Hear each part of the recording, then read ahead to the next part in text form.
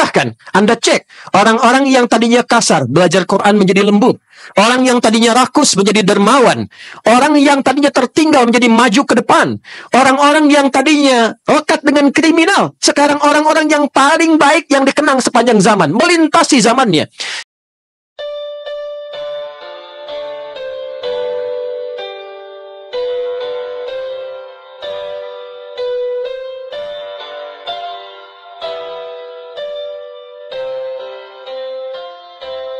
Seperti diketahui bahwa saat Allah menciptakan manusia dalam keadaan sempurna tampilan fisiknya, laqad khalaqnal insana fi ahsani taqwim, aku tegaskan, aku jamin bahwa seluruh manusia itu dicipta tampilan fisiknya secara sempurna yang desainnya sesuai dengan aktivitas dan kemaslahatan hidupnya. Bersamaan dengan kesempurnaan fisik ini diberikan pula kesempurnaan potensi-potensi sifat dan kemuliaan dalam hidupnya. Maka turunlah kemudian sebagai penguat Al-Quran surah ke-17 di ayat ke-70 itu, walaqad karramna bani Adam. Kesempurnaan fisik menggunakan laqad, kesempurnaan dari sifat dan potensi kebaikannya menggunakan laqad, lafaz yang sama. Dan aku tegaskan, aku yakinkan ada jaminan potensi kebaikan yang melekat pada diri setiap manusia itu, anak cucu Adam. Aku telah muliakan dengan keagunganku seluruh anak cucu Adam itu. Bersamaan dengan kemuliaan fisik ini dan potensi kemuliaan perilaku yang kelak kita kenal dengan nama akhlak itu, Allah penciptanya disebut Khaliq, satu-satunya Tuhan yang dalam firman-Nya di kitab suci menyebutkan dirinya Khaliq hanyalah Allah Subhanahu wa taala. Didapatkan di dalam Al-Qur'an surah ke-15 Al-Hijr di ayat ke-28. Wa idz qala rabbuka lil malaikati inni khaliq. Dan ingatlah, pahami, pelajari, ketika dengan keagunganku aku berfirman, ya Rabbu Muhammad sallallahu alaihi wasallam, aku Rabbmu berfirman pada malaikat dan memviralkan, akulah Khaliq yang akan mencipta makhluk baru bernama Bashar. Hadirin, penciptaannya disebut dengan khalaq. Iqra bismi rabbikal ladzi khalaq. Yang terciptanya disebut dengan makhluk. Kita makhluk. Potensi kebaikan yang melekat pada makhluk tercipta itu disebut dengan akhlak. Akumulasinya disebut dengan khuluq. Wa innaka la'ala khuluqin 'azim. Jadi ada khalaq, menciptakan, khaliq yang mencipta, makhluk kita yang dicipta. Tampilannya sempurna. Laqad khalaqnal insana fi ahsani taqwim. Bawaan sifatnya disebut dengan khuluq. Nanti praktek kehidupan yang kita bawa dari bawaan sifat itu menjadi sikap, namanya akhlak. Maka mata punya potensi sifat baik ketika memandang. Ketika dipraktekkan, mata berakhlak, lisan berakhlak, tangan berakhlak, kaki berakhlak. Untuk menjaga kesempurnaan sikap dan sifat ini, maka diturunkanlah oleh Allah panduan, yang dengan panduan itu memandu seluruh bagian tubuh kita sehingga tampil dengan kesempurnaannya. Fisiknya sempurna dalam bersikap, akhlaknya sempurna pula dalam menampilkan sifat. Maka dengan itulah, karena pedoman ini begitu penting, maka diturunkanlah ia di waktu yang istimewa, di momentum yang istimewa, di hari yang istimewa, di bulan yang istimewa. Dan diperingatilah setiap keistimewaan itu, bahkan setiap pekan dan sekali selama sebulan dalam setahun. Dia turun di momentum yang istimewa. Dalam satu momentumnya kebaikan bernilai lebih daripada 1000 bulan. Dikenal dengan malam Al-Qadar. Wa ma adraka ma Lailatul Qadar. Lailatul Qadri khairum min alfi syahr. Harinya Jumat. Kemudian menjadi Sayyidul Ayyam, penghulu para hari. Dan dengan alasan itulah salah satunya kita menunaikan ibadah Jumat untuk memuliakan panduan kehidupan ini dan mengingatkan bahwa itu penting untuk menata dan meniti jalur kehidupan kita yang baik dan terarah. Kemudian bulannya dinamakan dengan Ramadan. Maka akumulasi keseluruhannya untuk menunjukkan keagungan, petunjuk, dan keistimewaan itu untuk menjaga sikap dan sifat kita dalam berkehidupan sehingga bahagia di dunia dan di akhirat. Itu yang kita sebut hasanah fid dunya wal akhirah. Diabadikan di Al-Quran surah kedua Al-Baqarah di ayat ke-201 itu. Wa minhum may yaqulu rabbana atina fid dunya hasanah wa fil akhirati hasanah wa qina adzabannar. Maka demi menunjukkan pentingnya keagungan, baik momentum, waktu, apalagi inti dari pedoman ini, Allah berfirman di Al-Quran surah kedua Al-Baqarah di ayat 185. Syahru Ramadan alladhi unzila fihi al-Quran hudan linnas wa bayyinatin minal huda wal furqan. Syahrul Ramadan alladzi unzila fihi al-Qur'an. Bulan Ramadan yang di bulan itu Anda semua menunaikan ibadah puasa selama 1 bulan itu untuk memberikan satu isyarat petunjuk, mendapatkan pedoman berkehidupan yang sangat istimewa. Apa pedoman itu? Itulah Al-Quran yang diturunkan di bulan Ramadan saat kita menunaikan ibadah puasa itu. Pertanyaannya, apakah Al-Quran itu sekedar firman Allah yang menguatkan mukjizat Rasulullah SAW, mengukuhkan dan melahirkan diktit beliau sebagai seorang nabi dan rasul terakhir yang diutus? Apakah hanya berisi 114 surah, 30 juz yang ketika dibaca setiap hurufnya kemudian berpotensi melahirkan 10 pahala kebaikan? Kalla, ternyata tidak, lebih daripada itu. Allah langsung memberikan penekanan. Tujuan turunnya Al-Quran bukan sekedar dibaca. Bacaan itu instrumen untuk mengantarkan pada pengetahuan, yang dengan tahu itu kemudian kita mendapatkan bimbingan untuk diamalkan. Apakah Anda sengaja belajar bahasa hanya untuk bisa memahami sesuatu? Apakah sekedar untuk baca saja atau paham isinya? Bukankah Anda baca koran agar mengerti isinya? Bukankah Anda mengakses internet untuk mengetahui informasinya? Bagaimana mungkin Anda bisa mengetahui tanpa membacanya? Perbedaan antara firman Allah, mukjizat Rasulullah, dengan kalam biasa, dengan karya manusia biasa, membaca saja sudah ada nilai pahala di dalamnya untuk menunjukkan itu ibadah. Anda baca Quran, itu rutinitas bacaan. Anda baca Al-Quran, ada nilai ibadah di dalamnya. Apa yang membedakan ibadah dengan rutinitas? Ada pahala melekat di dalamnya. Tapi poinnya adalah, bacaan itu mengantarkan kepada terbukanya akses informasi. Data diolah menjadi informasi, informasi diolah menjadi knowledge, knowledge kemudian membimbing bagian tubuh kita untuk berperilaku. Nah, semua akumulasi itu disimpulkan oleh Al-Quran dengan satu kata saja, hudan namanya. Hudan linnas.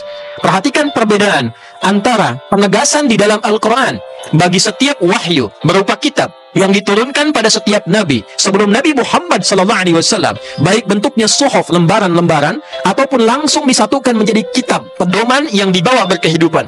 Nabi sebelum Nabi Muhammad SAW, seluruh bentuk akumulasi panduannya itu hanya diarahkan membimbing umat tertentu saja, regionnya saja, di lokal domestiknya saja.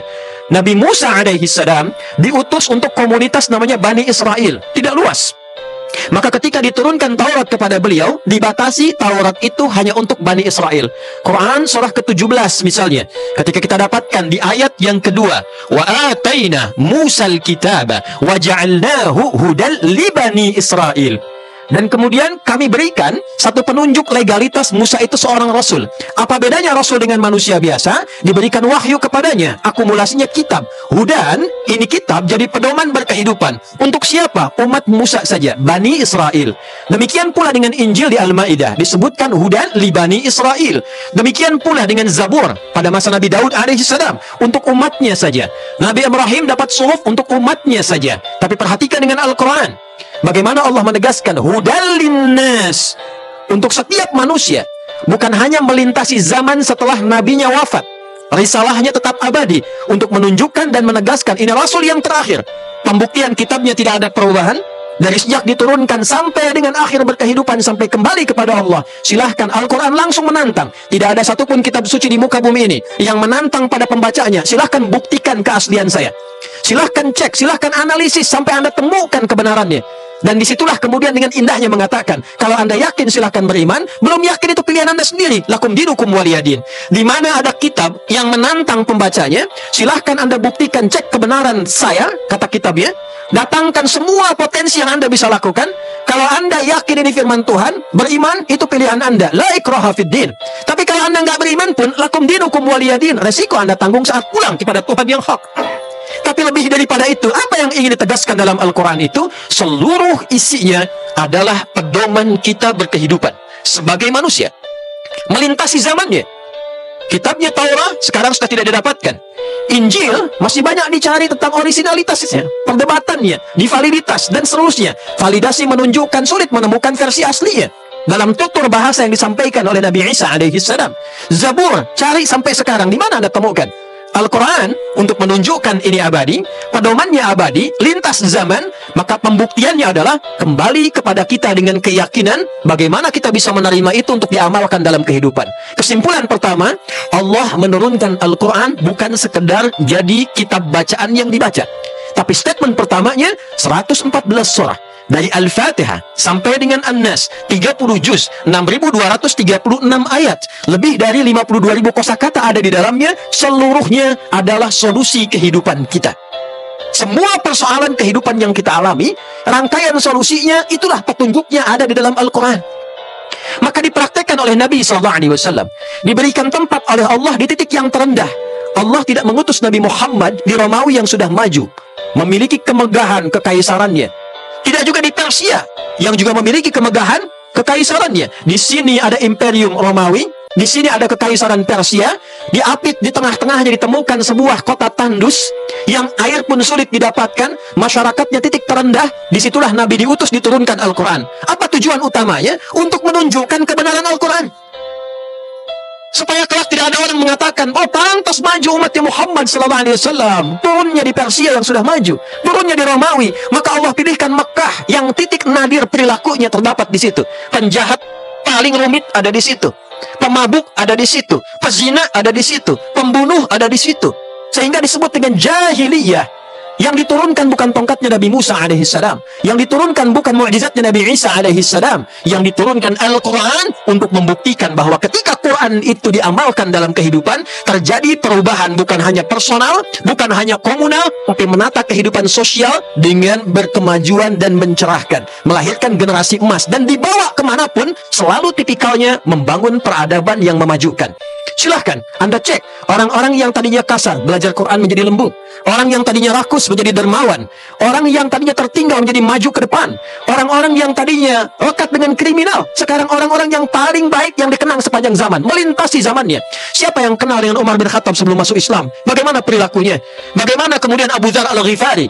Bagaimana kemudian Khalid bin Walid? Silahkan gali setelah mereka masuk Islam. Berapa kekayaan Utsman sebelum masuk Islam? Berapa kekayaannya setelah mengamalkan Quran? Berapa kekayaan Abdurrahman bin Auf sebelum belajar Quran? Berapa dibandingkan setelah dia belajar Quran?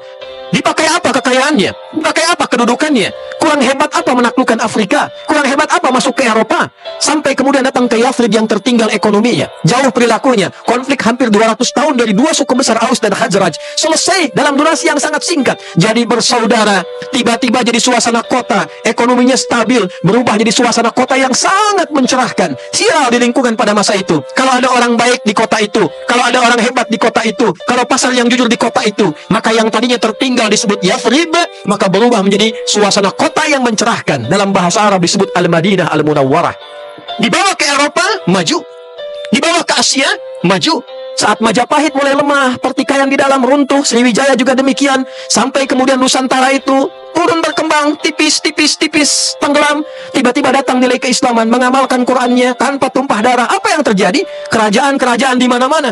Sampai kemudian muncul Jaziratul Muluk, Jazirah, pulau-pulau dengan kerajaan. Kelak dikenal Jaziratul Muluk dengan Maluku. Ada lagi kemudian yang di Sumatera, membentang sampai ke tengah ke Kalimantan. Kemudian di Apit dari Bantennya. Silahkan perhatikan, begitu majunya, dahsyatnya, luar biasanya. Dari mulai Sunan Gunung Jati melahirkan anaknya, kemudian turun ke Sultan Hasanuddin membangun Banten. Tiba-tiba berapa lama? Nggak kurang dari 5 tahun, 2 tahun, 3 tahun disebutkan Kabupaten Serang menjadi kemudian ibu kotanya, berkembang koinnya sampai ke London. Ada orang pertama Hussein Sassanidingrat sampai belajar kemudian di Delft di Belanda. Orang Indonesia sebelum jadi Indonesia, bahkan orang pertama yang belajar sampai dokter. Siapa mereka? Bagaimana mereka tampil mendapatkan itu semua? Ketika punya keyakinan bahwa itu solusi. Dipraktekkan oleh Nabi kurang lebih selama 20 tahun. Dicatat, dikembangkan, diingat oleh generasi awal karena ingatannya bersih. Noda-noda dosanya sepi, tipis, hilang sehingga ingatannya kuat. Jarang mereka mencatat. Punya murid tabi'in mulai dicatat, mulai didokumentasikan, dikumpulkan oleh para ulama setelah hadis, setelah itu dengan ilmu hadis. Maka dalam ilmu hadis dibukukan panduan-panduan itu, ayatnya apa, hadisnya apa, prakteknya bagaimana, dibuatlah tema. Maka muncullah yang kita kenal dengan kitab-kitab hadis. Kitab Sahih Al-Bukhari bukan sekedar hadis dari Nabi ini apa? Ini apa? Bukan, saudara. Diberi nama Al-Jami' As-Sahih Al-Musnad Al-Mukhtasar min umuri Rasulullah sallallahu alaihi wasallam wa sunanihi wa ayyamihi. Ini kumpulan tema kehidupan, solusi masalah kehidupan kita yang dihimpun berdasar petunjuk Nabi. Isinya tidak bertele-tele, langsung ini topiknya apa, ayat yang terkait apa, hadisnya apa, ditempatkan di bab apa, dan inilah keseharian Nabi dalam mengamalkannya. Maka ketika Anda berinteraksi dengan Sahih Al-Bukhari, didapatkan 97 topik. Ada topik Anda, anaknya, saudaranya, kerabatnya yang masih sekolah, namanya Kitabul Ilmi. Keluarkan topik tentang pengetahuan. Apa ayat tentang pengetahuan? Maksud ayat itu apa? Hadisnya bagaimana? Prakteknya seperti apa? Jadwal belajar kapan? Menghafal kapan? Memahami kapan? Bagaimana kita paham tanpa lupa? Itu sampai didesain melahirkan orang-orang hebat, begawan pengetahuan, yang bahkan ada yang menguasai bahasa dalam 3 hari. Ada orang menguasai setelah itu di bidang ilmu pengetahuan yang kompleks. Betapa banyak kita dengar cerita, tapi tidak sedikit yang mendengar itu punya pemahaman untuk meniru orang yang pernah sukses di masa lalu itu. Saudara, ada bab tentang bisnis namanya Kitabul Buyu'. Anda silahkan perhatikan, siapapun yang berbisnis menerapkan konsep itu tidak pernah kembali modal. Semua selalu untung. Bahkan Barat berusaha menggali, meneliti, memakai itu dan menghilangkan nama nilai-nilai keislamannya hanya untuk menggali bagaimana kehebatan konsep di dalamnya. Kenapa kita tidak keluarkan ayatnya? Anda pebisnis, sekian lama berbisnis, pernahkah mengeluarkan ayat-ayat dalam Al-Quran tentang bisnis? Pernahkah melihat hadis-hadis Nabi SAW tentang prakteknya? Saudara, itu nilainya, panduan. Zamannya boleh berbeda, tapi ketika nilai itu diamalkan dalam kehidupan, jaminannya 100%. Anda manusia menjamin, Anda percaya. Ini Allah memberikan janji. Masa kita tidak percaya? Nabi memberikan contoh. Kalau tidak percaya ditanya di mana keimananmu. Demikian di dunia pendidikan, di dalam rumah tangga, di dalam konteks kehidupan, dalam pemerintahan, dalam etika kehidupan kita. Semuanya ada. 97 topik di Al-Bukhari saja. Belum Imam Muslim. Belum kemudian kitab sunan untuk mengumpulkan masalah ibadah. Itu solusinya. Jadi kalau saat ini tidak digunakan dan digunakan kemudian yang lain dalam konteks Anda ingin belajar, itu pilihan. Tapi ketika punya masalah, jangan mengeluh kepada Tuhan. Ya Allah, saya punya masalah begini. Ditanya balik sama Allah. Lalu kenapa ketika saya beri solusi kamu nggak pakai? Kamu pakai yang lain. Ketika punya masalah ngadunya sama saya. Saya pakai, berikan kepada engkau bimbingan, berikan kepada engkau pedoman, engkau tidak gunakan. Kata Allah, jangan konsumsi ini. Anda konsumsi juga. Dengan pertimbangan menurut pengetahuan begini. Pengetahuan yang masih kemudian divalidasi kembali. Ini berkata A, ini berkata B, sudut pandangnya banyak. Allah yang menciptakan kita, tahu tentang kita, ini ada manfaatnya, tapi bukan buat kamu. Ini fungsi diciptakan untuk yang ini. Kalau kamu makan, kamu sakit. Dimakan juga. Begitu dimakan, kemudian mengatakan, ya Allah, sembuhkan saya sakit. Saya sudah berikan kamu petunjuk, kenapa kamu langgar? Inilah yang kemudian terjadi dalam kehidupan. Dilarang bermaksiat, dikerjakan maksiat. Dilarang zina, dikerjakan zina.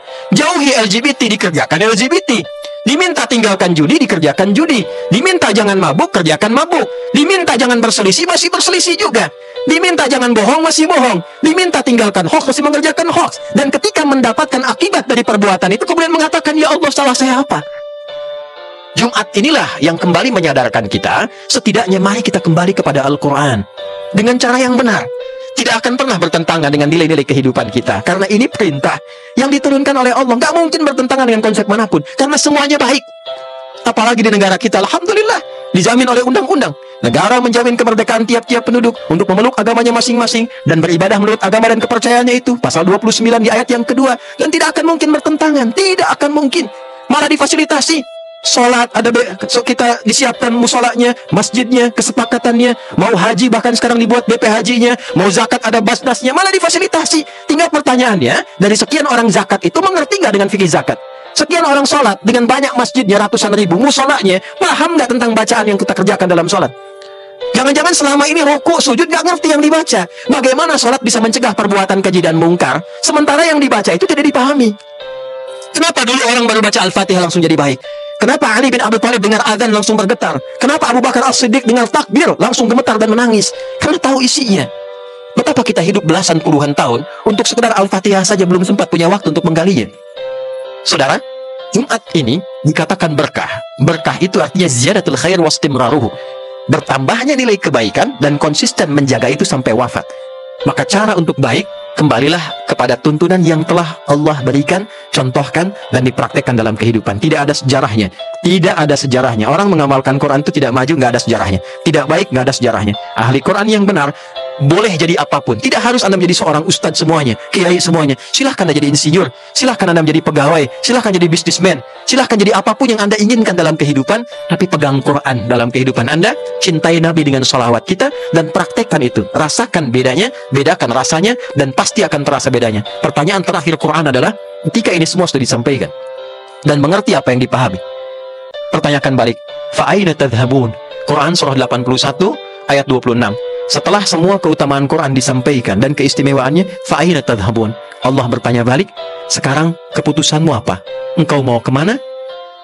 Apa yang engkau siapkan? Tapi pada akhirnya kita semua akan kembali kepada Allah Subhanahu wa Ta'ala. Sebagai suami, pernahkah mengeluarkan ayat-ayat tentang suami dalam Al-Quran? Sebagai ayah, pernahkah mengeluarkan ayat-ayat tentang ayah dalam Al-Quran? Sebagai pada akhirnya Quran itulah yang akan jadi hujah kita di akhirat kelak, imma memuliakan atau menjatuhkan orang-orang yang berinteraksi dengannya dalam kehidupan.